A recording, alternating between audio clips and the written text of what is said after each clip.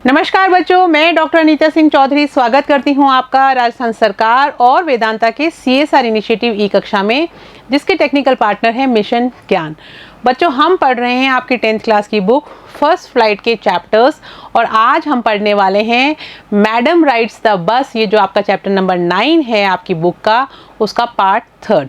अब तक हमने इस स्टोरी में पढ़ा कि किस तरह से एक छोटी सी बच्ची है जिसका नाम वल्ली है और उसके मन में एक जिज्ञासा उत्पन्न होती है कि वो बस की यात्रा करना चाहती है और जो लोग भी बस से आते जाते हैं उनकी बातें सुन के वो पूरी की पूरी रिसर्च कर लेती है कि कितने बजे गांव से बस जाती है कस्बे की तरफ, कितने बजे वो वापस आती है, कितना समय इस यात्रा में लगेगा। ये सारी की सारी चीज़ें जब उसको पता चल जाती हैं, किराया कितना है, तो वो डिसाइड करती है कि मैं भी ये यात्रा करूं। और एक बार वो घर से निकल जाती है और बस की यात्रा करने पहुंच जाती है। समय भी वो ऐसा चुनती है ताकि उसको किसी से परमिशन लेने की ज़रूरत ना पड़े, घर पे अनुमति लेने की ज़रूरत ना पड़े कि उसकी जो मदर हैं यानी जो उसकी माँ हैं, उनका दोपहर में 1 बजे से लेकर 4 बजे तक वो थोड़ी सी नींद की झपकी लेती हैं, सोने का समय होता है। तो वो समय वो चुनती है कि इस समय मैं अगर अपने गांव से बैठूंगी और कस्बे में जाऊंगी और कस्बे से वापस आऊंगी तो माँ के उठने से पहले पहले मैं गांव में वापस आ सकती हूँ, किसी को पता भी नहीं चलेगा। और बहुत दिनों से ये जो मेरे दिमाग में चल रहा है कि मुझे एक बस की यात्रा करनी है, वो भी मैं कर लूँगी। तो चलिए, अब वो बस यात्रा पे निकल भी जाती है और कस्बे में पहुंच भी जाती है। वहाँ पर कंडक्टर उसको कहते हैं कि तुम नीचे क्यों नहीं उतर रही, तो वो कहती है ये लो 30 पैसे और मुझे वापस इसी बस में जाना है। बहुत आग्रह करता है कंडक्टर उससे कि मैं तुम्हारे को पीने के लिए कुछ ला देता हूँ, कुछ पेय पदार्थ पी लो, पर वो मना कर देती है और वो कहती है बस मुझे यात्रा करनी थी इसलिए मैं बस में आई थी, अब मैं वापस जाऊँगी, आप मुझे टिकट दे दो। तो इस तरह से हमने देखा कि किस तरह से वो बच्ची गांव से यात्रा करते करते कस्बे तक तो पहुंच चुकी है और अब वो उस कस्बे से वापस अपने गांव आ रही है। रास्ते में जब वो गई थी तो उसने बहुत ही खूबसूरत नज़ारे देखे थे और उन्हीं दृश्यों को वो दोबारा देखने के लिए बहुत ज़्यादा उत्साहित थी। एक उसने गाय देखी थी जो उनकी बस के आगे आगे दौड़ रही थी क्योंकि वो थोड़ा घबराई हुई थी और कंडक्टर जो है वो उसको हटाने की कोशिश कर रहा था। ड्राइवर जो है वो हॉर्न बजा रहा था ताकि वो हट जाए, लेकिन वो गाय काफ़ी देर बाद में उनकी बस के आगे से हटी थी। तो उस दृश्य को देख के वो बच्ची काफ़ी हंसी भी थी। तो चलिए देखते हैं अब आगे क्या होता है। Won't your mother be looking for you? The conductor asked when he gave the girl her ticket. अब क्योंकि वो वापस आने के लिए टिकट जब कंडक्टर उसको देता है तो वो पूछता है कि क्या तुम्हारी माँ तुम्हारा इंतज़ार नहीं कर रही, यानी तुम्हारी तलाश नहीं कर रही होगी, तुम्हारे को ढूंढ नहीं रही होगी। तो वो कहती है no one will be looking for me, she said. और वो कहती है कि नहीं, मुझे कोई भी नहीं ढूंढ रहा होगा, मेरी कोई भी तलाश नहीं कर रहा होगा। तो क्योंकि कंडक्टर जो है वो थोड़ा चिंतित था कि बच्ची अकेली आई है, वापस जा रही है, तो उसको कोई ना कोई घर में ज़रूर ढूंढ रहा होगा। तो वो उससे ऐसे ही जनरली पूछ लेता है कि क्या तुम्हारी माँ तुम्हें ढूंढ नहीं रही होगी।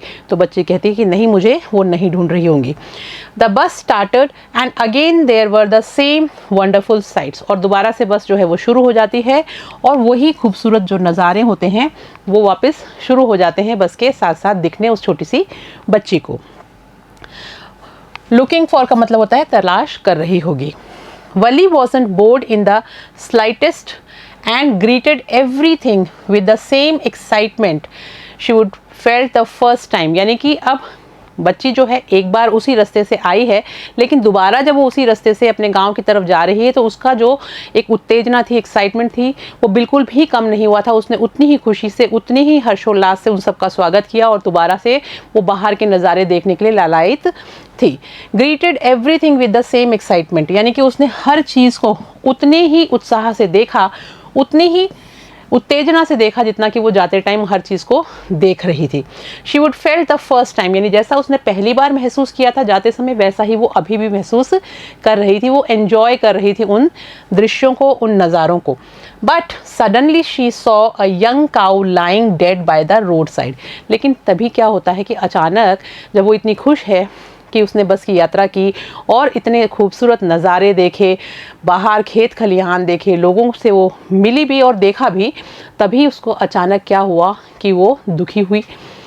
बट सडनली, लेकिन अचानक, she saw a young cow, उसने एक गाय देखी, जवान छोटी सी गाय थी, lying dead by the road side, जो कि मरी हुई पड़ी थी सड़क के किनारे पे। She just where it had been stuck by some fast moving vehicle, यानी कि वहीं पर पड़ी हुई थी,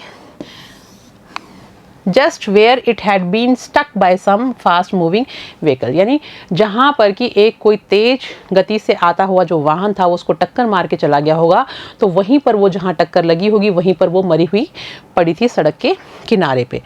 Isn't that the same cow that ran in front of the bus on our trip to town? तभी वो जो बच्ची है वो पूछती है कि क्या ये वही गाय नहीं है जो हमारी बस के सामने चल रही थी, दौड़ रही थी जब हम इस ट्रिप पे, यानी जब हम कस्बे की तरफ इस बस से यात्रा कर रहे थे तब। शी आस्क्ड द कंडक्टर, और ये बात बच्ची ने किससे पूछी? कंडक्टर से पूछी कि क्या ये वही गाय नहीं है जो जाते समय हमारी बस के आगे आगे दौड़ रही थी। The conductor nodded and she was overcome with sadness, यानी कि कंडक्टर ने सिर हिला के जवाब दिया और वो जो बच्ची है वो बहुत ही ज़्यादा दुखी हो गई।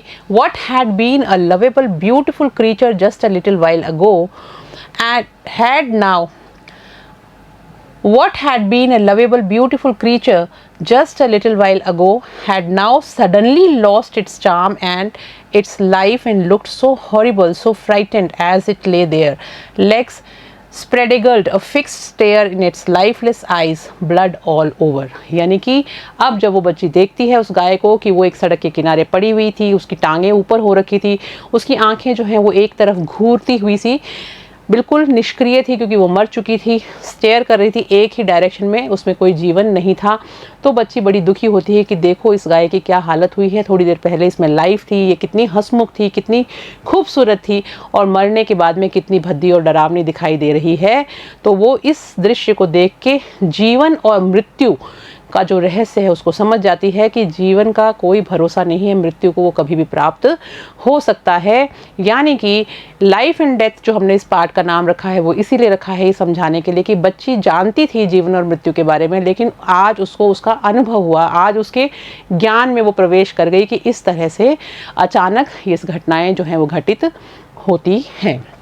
The conductor nodded and she was overcome with sadness, जैसे ही कंडक्टर ने सिर हिला के उसको कहा कि हाँ ये वही गाय है, तो वो जो बच्ची है वो बिल्कुल दुख से चारों तरफ से घिर गई।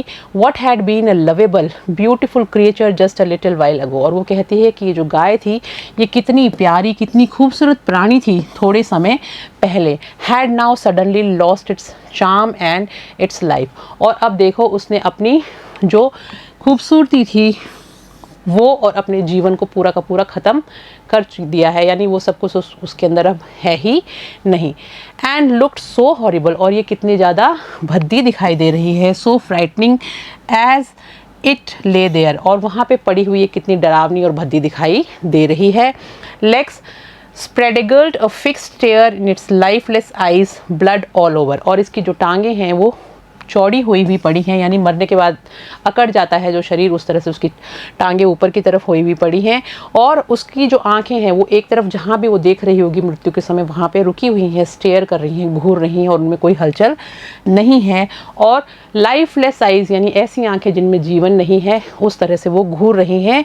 ब्लड ऑल ओवर, और चारों तरफ खून ही खून जो है वो फैला हुआ है। स्प्रेड-एगल्ड का मतलब होता है फैलाई हुई। द बस मूव्ड ऑन, और अब जो बस है वो उस गाय के पास से आगे की तरफ चल पड़ी और आगे जा रही थी। The memory of the dead cow haunted her, अब वो जो याद थी उस गाय की वो उस बच्ची को थोड़ा सा उसके दिमाग में बार बार आ रही थी और उसको थोड़ा सा डराने भी लग गई। डैम्पनिंग हर एंथुसियाज्म, और उसने उस डर ने और उस भय ने कि भाई अभी अभी उसने गाय को मरे हुए देखा है, तो उस दृश्य ने उसका जो एंथुसियाज्म था, यानी जो उसका उत्साह था, उसको पूरा का पूरा ख़त्म कर दिया, दबा दिया। यानी वो बच्ची इतनी उत्साहित होकर चारों तरफ देख रही थी, खुश थी अपनी जर्नी से, लेकिन जैसे ही उसको ये दृश्य दिखाई दिया वो एकदम से बिल्कुल ही डिप्रेस हो गई, निराश हो गई, दुखी हो गई, और बहुत ही ज़्यादा परेशान हो गई ये सोच के कि किस तरह से अचानक वो जो गाय है उसकी डेथ हो गई, कोई उसको टक्कर मार के चला गया। She no longer wanted to look out the window. अब उसका जो मन था वो बिल्कुल भी नहीं था, वो बिल्कुल भी नहीं चाहती थी कि वो बाहर की तरफ खिड़की के बाहर देखें, क्योंकि वो ऐसा दृश्य देख चुकी थी कि अब उसका मन भर गया और वो नहीं चाहती थी कि अब वो खिड़की के बाहर कुछ देखे। हॉन्टेड का मतलब होता है बार बार दिमाग में आना, विस्मृति करना संभव था, यानी उसको भूल जाना बहुत मुश्किल होता है कोई चीज़ को। डैम्पनिंग हर एंथुसियाज्म, यानी उसके उत्साह को मंद करते हुए, धीमा करते हुए, ख़त्म करते हुए एक तरह से। शी सैट दस ग्लूड टू हर सीट। वो ऐसे बैठ गई जैसे कि वो अपनी जो सीट है उससे चिपक गई हो। ग्लूड मतलब होता है चिपक जाना। Until the bus reached her village, वो तब तक वहाँ पे बैठी रही जब तक कि वो जो बस है उसके गांव में नहीं पहुँच गई। At 3:40, और बस कितने बजे पहुँची बच्चों? टाइम आप याद रखेंगे कि 3:40 पे वो बस जो है उनके गांव में पहुँच गई। बच्ची वापस अपने गांव में आ गई है। She stood up and stretched herself, वो खड़ी होती है और अपने आप को थोड़ा फैलाती है, यानी वो थोड़ी सी अंगड़ाई लेती है क्योंकि काफ़ी देर से वो बैठी हुई थी। Then she turned to the conductor and said, और फिर वो कंडक्टर की तरफ मुड़ती है और कहती है, उसने उसको कहा, well sir I hope to see you again.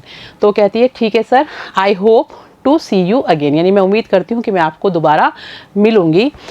Okay madam, he answered her smiling, और उसने भी, कंडक्टर ने भी हंसते हुए मुस्कुराते हुए जवाब दिया, स्माइल करते हुए कि ठीक है मैडम, ज़रूर। Whenever you feel like a bus ride, come and join us, कि जब भी कभी आपको एक बस में यात्रा करने का मन करे तो आइए और हमारे साथ शामिल हो जाइए। And don't forget to bring your fare, और अपना फेयर का मतलब होता है किराया, और अपना किराया लाना मत भूलना, क्योंकि पूरे रास्ते वो कंडक्टर उस बच्ची के साथ हंसी मजाक करता हुआ गया था। तो अभी भी उसने उसी लहजे में कहा कि हाँ, जब भी मन करे हमारे पास आप इस बस में आ जाना, जब भी आपको घूमने का, राइड लेने का मन करे, बस की यात्रा करने का, लेकिन किराया लाना मत भूलना। She laughed and jump down from the bus, वो हंसी और कूद के बस के नीचे उतर गई। Then away she went running straight for home, उसके बाद में वो वहाँ से दूर चली गई और सीधा अपने घर में गई, दौड़ते हुए सीधा वो अपने घर में चली गई। When she entered her house, she found her mother awake and talking to one of Wally's aunts. जब वो अपने घर के अंदर दाखिल हुई तब उसने पाया कि जो उसकी माँ है वो जग गई थी और वो बातचीत कर रही थी अब वल्ली की एक आंट से, चाची, मामी, कोई भी हो सकती हैं। The one from south street, और वो जो उसकी आंट थी वो कहाँ से आई थी? साउथ स्ट्रीट नाम की एक जगह है, वहाँ से मिलने आई थी उसकी मदर से और वो दोनों बातें कर रही थी। This aunt was a real chatter box. अब वल्ली कहती है कि ये जो आंटी थी ये बहुत ज़्यादा बातूनी थी, बहुत ज़्यादा बातें करती थी। Never closing her mouth once she started talking, यानी वो अपना मुंह कभी भी बंद नहीं करती थी, जैसे ही वो बोलना शुरू करती थी उसके बाद वो बंद नहीं होती थी, इतनी ज़्यादा वो बातूनी थी। And where have you been, और फिर वो उससे पूछती है कि अरे भाई तुम कहाँ गई थी? सेड हर आंट व्हेन वली केम इन, उसकी आंटी ने कहा जब वली अंदर आई तब। She spoke very casually not expecting an answer, वो उससे बहुत ही कैजुअली बोलती है, यानी बहुत इस साधारण तरह से बोलती है जैसे कि बच्ची आई है कि अरे तुम कहाँ गई थी। उसको उम्मीद नहीं थी कि कोई उसको उत्तर मिलने वाला है उस बच्ची से। चैटर बॉक्स का मतलब होता है बातोनी। एक्सपेक्टिंग अ रिप्लाई, यानी उसको बिल्कुल भी ऐसी उम्मीद नहीं थी कि बच्ची कोई जवाब देगी। सो वली जस्ट स्माइल्ड, तो वली जो है वो सिर्फ मुस्कुराई। And her mother and aunt went on with their conversation, और उसकी जो माँ और उसकी जो आंटी हैं वो अपनी बातचीत जो थी उन्होंने वापस चालू ही रखी। Yes you are right her mother said, और उसकी जो माँ है वो उसकी आंटी से कह रही थी कि हाँ तुम सही कह रही हो। सो many things in our midst and in the world outside, तो उसकी माँ जो है वो उसकी आंटी से कह रही थी so many things in our midst and in the world outside, की हमारे बीच में बहुत सारी चीज़ें होती रहती हैं और संसार में बाहर भी बहुत चीज़ें घटित होती हैं। How can we possibly know about everything, यानी हम हर चीज़ के बारे में जाने, ऐसा तो संभव नहीं है कि हम हर चीज़ के बारे में जानते हो, ऐसा संभव नहीं है। And even when we do know about something we often can't understand it completely, can we. और फिर वो कहती है अच्छा, दूसरी बात भी वो बोलती है साथ साथ में कि and even when we do know about something, कि अगर मान लो हम किसी चीज़ के बारे में जानते भी हैं, we often can't understand it completely can we, फिर भी हम प्राय उस चीज़ को समझ नहीं पाते, पूरी तरह से समझ पाते हैं क्या। इस तरह से वो उनकी बातचीत चल रही होती है। ओ यस ब्रीथ वली, और वली भी जो है वो बीच में बोल देती है कि हाँ हाँ ऐसा है। वॉट आस्क्ड हर मदर, उसकी माँ कहती है क्या, उसकी माँ ने उससे पूछा। व्हाट्स दैट यू से, तो उसकी माँ कहती है ये तुम क्या कह रही हो। ओह सेड वली, तो वली कहती है अरे I was just agreeing with what you said, कि वो कहती मैं आपकी बात से सहमत हूँ जो भी अभी आपने कहा। About things happening without our knowledge, किस तरह से हमारे को पता नहीं होता और हमारे ज्ञान के बिना ही कई चीज़ें जो हैं वो घटित हो जाती हैं, यानी हम अनभिज्ञ होते हैं और संसार में बहुत सारी ऐसी चीज़ें हो जाती हैं जो हमें पता ही नहीं होती। Just a chit of a girl she is said her aunt, तब उसकी आंट कहती है कि एकदम छोटी सी बच्ची है ये। And yet look how she spokes, spokes का मतलब होता है नाक घुसाना, और वो कहती है और देखो किस तरह से ये अपनी नाक घुसा रही है। Her nose into our conversation, poke का मतलब होता है झांकना, और पोक हर नोज यानी अपनी नाक को हमारी बातों में घुसा रही है, यानी हमारी बातों के बीच में टांग अड़ा रही है, हमारी बातें सुन रही है। जस्ट एज दो she were a grown lady, और इस तरह से कर रही है जैसे कि ये जो बच्ची है ये एक बड़ी वयस्क महिला है। Wally smile to herself, Wally अब अपने आप में मुस्कुराई। She didn't want them to understand her smile, क्योंकि वो चाहती ही नहीं थी कि वो लोग उसकी इस मुस्कुराहट को समझें। बट देन, लेकिन तभी, there wasn't much chance of that was there, फिर वो कहती है लेकिन इसका कोई ज़्यादा चांस भी नहीं है, यानी ये ऐसा मौका भी नहीं है कि ये लोग मेरी हंसी को समझ जाएं। वॉज देयर, क्या समझ सकते हैं। तो इस तरह से ये जो चैप्टर है वो ख़त्म हो जाता है। तो ये जो एंड पार्ट है कहानी का, इसमें देखिए बच्चों, जो वली जो है, वली स्माइल टू हरसेल्फ, वो अपने आप से क्यों मुस्कुरा रही है, वो इसलिए मुस्कुरा रही है कि हाँ बिल्कुल कई चीज़ें ऐसी घटित हो जाती हैं जो हमारे को पता ही नहीं होती, उस बात पे उसको हंसी आती है और वो स्माइल करती है कि हाँ मेरी मदर को भी पता नहीं है कि मैं बस की यात्रा करके आ गई हूँ। तो इस पे वो खुद ही मन में हंस रही होती है, मुस्कुरा रही होती है और सोचती है कि but then there wasn't much chance of that was there, कि इसका कोई मतलब भी नहीं है, यानी इस चीज़ की कोई संभावना भी नहीं है कि इन लोगों को पता चल जाए, है क्या। तो इसके साथ ही ये चैप्टर ख़त्म हो जाता है।